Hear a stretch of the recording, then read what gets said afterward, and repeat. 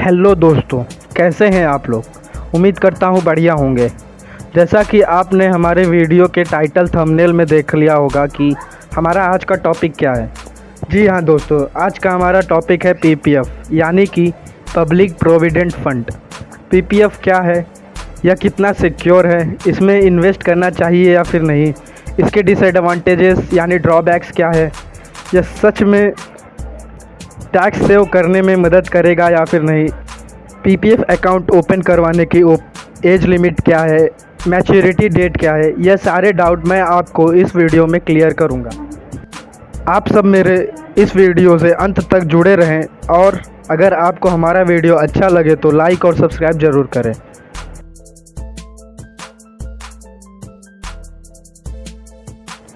PPF यह एक long term investment instrument है। पीपीएफ का full form public provident fund है। इसे सबसे पहले 1968 में national saving institute of ministry of finance के द्वारा इंट्रोड्यूस किया गया था।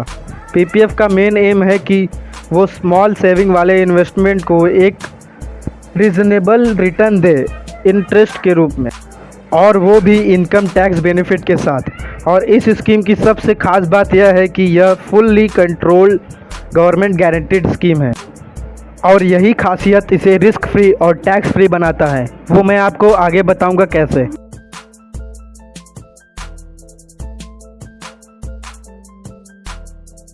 आपके मन में सबसे बड़ा सवाल और सबसे ज़रूरी सवाल यह आता होगा कि पीपीएफ में इन्वेस्ट करने पर हमें रिटर्न्स कितने % का मिलेगा। तो मैं आपको बता दूं दोस्तों, पीपीएफ में अगर आप इन्वेस्ट करते हैं तो इसमें 7.1% का रिटर्न्स आपको इंटरेस्ट के रूप में मिलेगा। हालांकि इसके रिटर्न्स के परसेंटेज हर क्वार्टरली गवर्नमेंट के थ्रू चेंज होते रहते हैं, लेकिन अभी कुछ समय से पीपीएफ में 7.1% इंटरेस्ट रेट चल रहा है।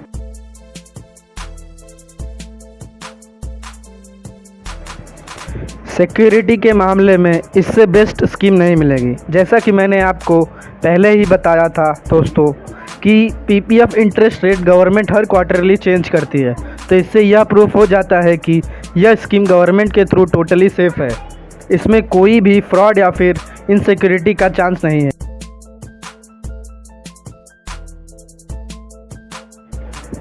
अब आप सोच रहे होंगे कि इस स्कीम में इन्वेस्ट करने के लिए एलिजिबिलिटी क्या है। तो मैं आपको बता दूं दोस्तों कि पीपीएफ स्कीम की एलिजिबिलिटी सिर्फ इतनी है कि जो भी अकाउंट ओपन कराना चाहता है उसका इंडियन सिटीजन होना कंपलसरी है। और अगर हम एनआरआईज़ की बात करें तो मैं आपको बता दूं दोस्तों कि मिनिस्ट्री ऑफ फाइनेंस एनआरआईज़ को नया पीपीएफ अकाउंट ओपन करने की इजाज़त नहीं देता। अगर आप एनआरआई हैं और आपका नया अकाउंट ओपन करना है तो आप नहीं कर सकते, लेकिन अगर आप एनआरआई होने से पहले ही आपका कोई पीपीएफ अकाउंट था तो आप उसे कंटिन्यू कर सकते हैं।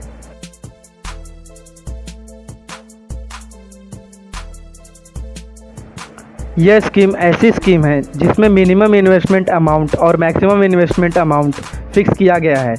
मिनिमम इन्वेस्टमेंट अमाउंट की बात करें तो पीपीएफ में आपको एनुअली मिनिमम 500 रुपये डिपॉजिट कर सकते हैं, और वहीं मैक्सिमम इन्वेस्टमेंट की बात करें तो आप एनुअली मैक्सिमम 1,50,000 रुपये इन्वेस्ट कर सकते हैं।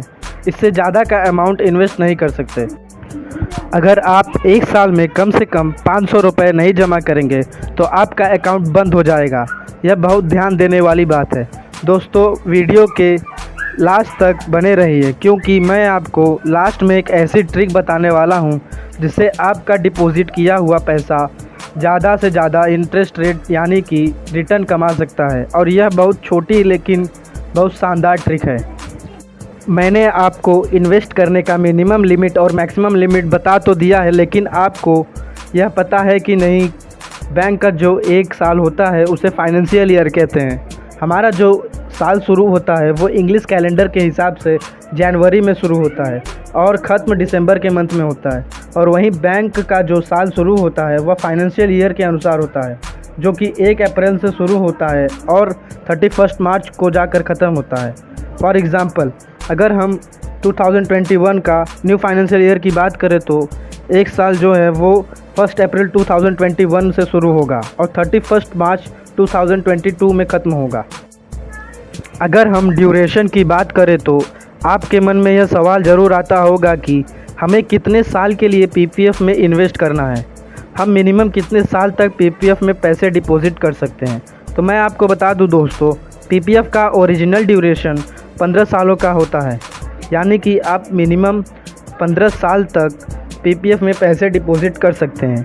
लेकिन अगर आप चाहते हैं कि मुझे ड्यूरेशन और एक्सटेंड करना है, तो आप इसका ड्यूरेशन 5-5 सालों के लिए एक्सटेंड कर सकते हैं।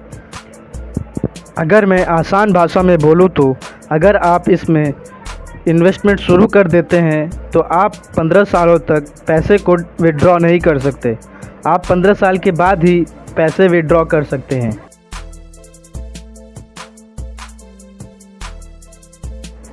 सबसे इम्पॉर्टेंट और महत्वपूर्ण पॉइंट यह है कि पीपीएफ के एडवांटेजेस क्या क्या हैं। तो मैं आपको बता दूं दोस्तों, एडवांटेज के मामले में पीपीएफ सबसे पॉपुलर स्कीम है। इसके एडवांटेज बहुत सारे हैं, तो आइए शुरू करते हैं पीपीएफ के एडवांटेजेस। जैसा कि मैंने आपको पहले ही बता दिया था कि इस स्कीम में आप 15 साल के लिए पैसा इन्वेस्ट कर सकते हैं। माना कि यह 15 साल की स्कीम है, लेकिन आप 5 साल बाद, मतलब जब आपने पीपीएफ में इन्वेस्ट शुरू करते हैं और जैसे ही 5 साल हो जाते हैं तो आप 50% अमाउंट विड्रॉ कर सकते हैं। है ना कमाल की बात। अगर आपके घर में कोई इमरजेंसी आ गई है, या फिर किसी को कोई सीरियस डिसीज़ हो गया है, या फिर किसी की पढ़ाई पूरी करानी है, तो आप अपना अकाउंट बंद कर सकते हैं। इसे प्री मैच्योर क्लोज़र कहते हैं। ऐसे केस में आप पूरा का पूरा अमाउंट निकाल सकते हैं, लेकिन 5 साल पूरा होने के बाद ही, जो कि बहुत ही बेहतरीन पॉलिसी है पीपीएफ की। और यही पॉलिसी इस स्कीम को और भी ख़ास बना देता है। एक और बहुत ही बढ़िया एडवांटेज बता दूं दोस्तों, कि अगर आपको पीपीएफ में अकाउंट खोले हुए 2 साल हो गए हैं और आपने उस 2 साल में 2 लाख रुपए तक डिपॉजिट कर दिया है, तो दोस्तों आप नेक्स्ट ईयर में उस 2 लाख के अमाउंट पर 25% लोन ले सकते हैं। लेकिन याद रहे दोस्तों, मैं यहाँ इंग्लिश कैलेंडर वाले 2 साल की बात नहीं कर रहा हूँ, मैं यहाँ फाइनेंशियल ईयर की बात कर रहा हूँ। एक और एडवांटेज बता दूँ दोस्तों, अगर आप 15 साल से ऊपर एक्सटेंड करना चाहते हैं, तो मान लीजिए कि आप जब 20 साल के थे तो आपने पीपीएफ अकाउंट ओपन किया, फिर 15 साल बाद यानी कि 35 साल की उम्र तक आपने पीपीएफ में इन्वेस्ट किया, लेकिन अभी आपको पैसे की ज़रूरत नहीं है, तो आप उस स्कीम को 5-5 साल के लिए एक्सटेंड कर सकते हैं। जैसा कि मैंने आपको स्टार्टिंग में ही बता दिया था कि आप इसके ड्यूरेशन को 15 साल ना करके आप 5 साल और आगे बढ़ाकर एक्सटेंड कर सकते हैं। लेकिन एक और एडवांटेज है इसी में, आपने जो भी अमाउंट 15 साल के लिए इन्वेस्ट किया था, उस अमाउंट को कभी भी निकाल सकते हैं, वो भी साल में सिर्फ एक बार। अब वो आप पर डिपेंड करता है कि आपको पूरा अमाउंट कब निकालना है या फिर आधा निकालना है, लेकिन आप 5-5 साल के लिए एक्सटेंड कितना भी कर सकते हैं। लेकिन आपको ये ध्यान देने वाली बात यह है कि 15 साल जब आपके पूरे हो जाएंगे, उसके बाद ही आप टोटल अमाउंट निकाल सकते हैं। अब मैं आपको दोस्तों पीपीएफ का सबसे बड़ा एडवांटेज, या फिर यूं ही कह लीजिए कि पीपीएफ स्कीम स्टार्ट करने का मेन एम बताने जा रहा हूं। तो मैं आपको बताता हूं दोस्तों कि पीपीएफ स्कीम का सबसे बड़ा एडवांटेज क्या है। पीपीएफ स्कीम स्टार्ट करने का सबसे मेन पर्पस टैक्स बेनिफिट था। पीपीएफ स्कीम यह चाहती है कि उनके कस्टमर को टोटली 100% टैक्स बेनिफिट मिले।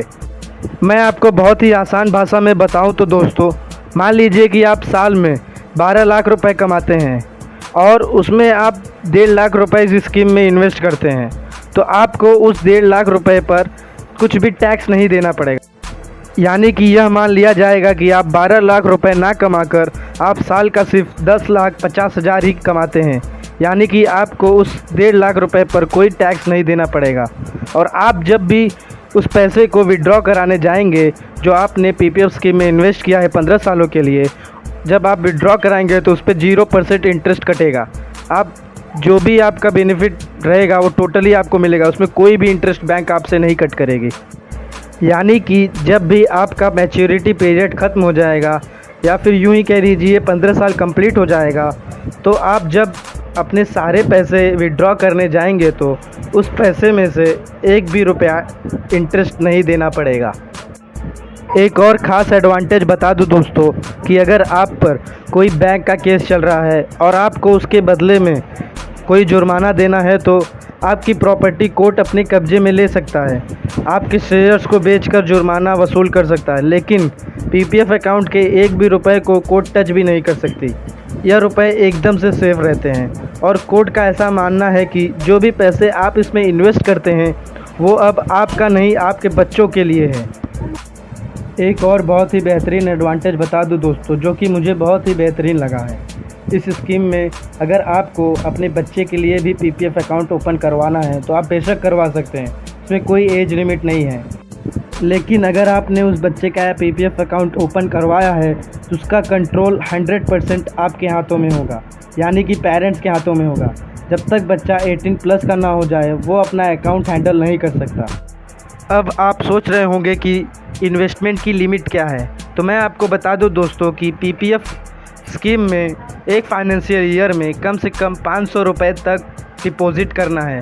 और तो और अगर आप एक भी फाइनेंशियल ईयर में कम से कम 500 रुपये तक डिपॉज़िट नहीं करेंगे तो आपका अकाउंट बंद हो जाएगा। मैक्सिमम लिमिट की बात करें तो एक फाइनेंशियल ईयर में आप 1.5 लाख तक का अमाउंट डिपॉज़िट कर सकते हैं।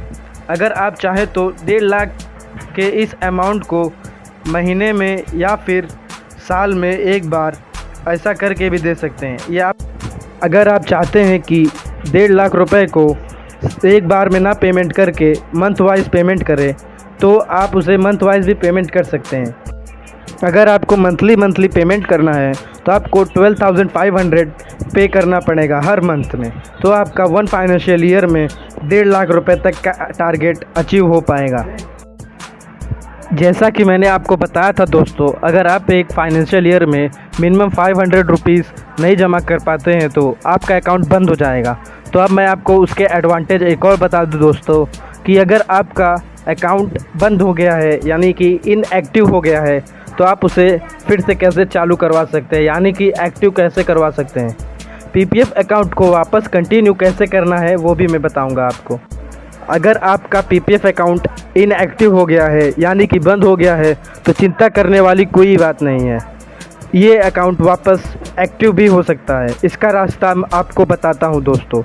मान लीजिए आपने पीपीएफ अकाउंट खुलवाया और पहले साल आपने 500 रुपये डिपॉज़िट कर दिया, दूसरे साल भी आपने मिनिमम डिपॉज़िट 500 रुपीज़ कर दिया है, लेकिन किसी कारण की वजह से आप तीसरे साल मिनिमम अमाउंट जो कि 500 रुपीज़ है आप उसे डिपॉज़िट नहीं कर पाए हैं, आपकी आर्थिक स्थिति ख़राब होने के वजह से या फिर कोई इमरजेंसी के कारण, तो फिर आप क्या कर सकते हैं। तो मैं आपको बताऊं दोस्तों कि आप अगर 3 साल मिनिमम डिपॉज़िट नहीं कर पाए हैं तो आप चौथे साल जाकर 1,000 रुपये डिपॉज़िट कर दीजिए, 500 रुपये तीसरे साल के और 500 रुपये चौथे साल के, फिर आपका पीपीएफ अकाउंट कंटिन्यू हो सकता है।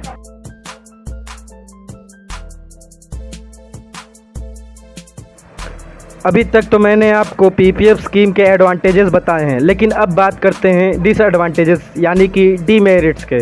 तो मैं आपको बता दूं दोस्तों कि पीपीएफ स्कीम का डिसएडवांटेजेस सिर्फ इतना है कि वह 15 साल का लॉन्ग टर्म इन्वेस्टमेंट है। बाकी मुझे नहीं लगता कि इसका कोई डिसएडवांटेजेस होगा। अगर आपको लगता है तो आप मुझे कमेंट करके बता सकते हैं।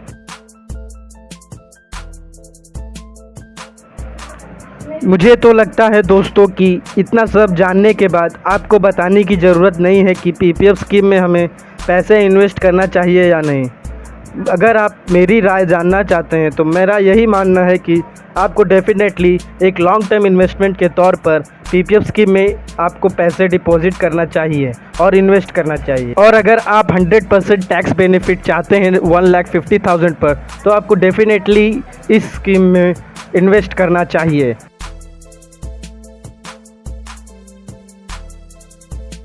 जैसा कि मैंने आपको वीडियो के स्टार्टिंग में बताया था कि दोस्तों आप इस वीडियो के लास्ट तक बने रहिए। मैं आपको लास्ट में एक ऐसी ट्रिक बताने वाला हूं जिससे डिपॉजिट किया हुआ पैसा फुल्ली इंटरेस्ट यानी कि रिटर्न कमा सकता है, और यह बहुत ही छोटी लेकिन बहुत ही शानदार ट्रिक है।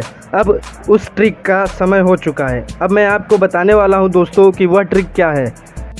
अगर आप चाहते हैं दोस्तों कि आपका डिपॉजिट किया हुआ हर एक रुपया, हर एक पैसा आपको इंटरेस्ट दे, एक रिटर्न दे, तो आप यह ट्रिक बहुत ही ध्यान से सुनिए। और मैं चाहता हूं कि हर एक बंदा इस ट्रिक को बहुत ही ध्यान से सुने, क्योंकि ये हर एक आदमी के लिए बहुत ही इम्पॉर्टेंट है। दोस्तों, जब भी आप पीपीएफ अकाउंट खुलवाने जाएं तो ध्यान रहे आप कभी भी फाइनेंशियल ईयर के स्टार्टिंग में ही जाएं, यानी कि 1 अप्रैल और 5 अप्रैल के बीच में जाएं, तो आपका अकाउंट एक फाइनेंशियल ईयर से स्टार्ट होगा जो कि अप्रैल है। यह बहुत ही बेनिफिट देगा आपको दोस्तों, आगे चल के लॉन्ग टर्म इन्वेस्टमेंट में ये आपको बहुत ही बेनिफिशियल है। एक और शानदार ट्रिक बताता हूं दोस्तों, और ये वाकई बहुत ही शानदार ट्रिक है, इसको आप बहुत ही ध्यान से सुनिए। अगर आप जब भी पैसा डिपॉजिट करते हैं, मान लीजिए आप जुलाई में पैसा डिपॉजिट करते हैं, जुलाई के आप 15 जुलाई को डिपॉजिट करते हैं, तो वो पैसा आपका नेक्स्ट मंथ यानी कि अगस्त में जाकर वो पैसा आपको इंटरेस्ट देगा, यानी कि रिटर्न देगा। तो अब आप एक डिपॉजिट करने में एक छोटा सा चेंज लाइए, वो चेंज आपको बहुत ही अच्छा रिटर्न देगा। अब आप मंथ के स्टार्टिंग डेट यानी कि 1 डेट और 5 डेट के बीच में ही अपना पैसा डिपॉजिट करें।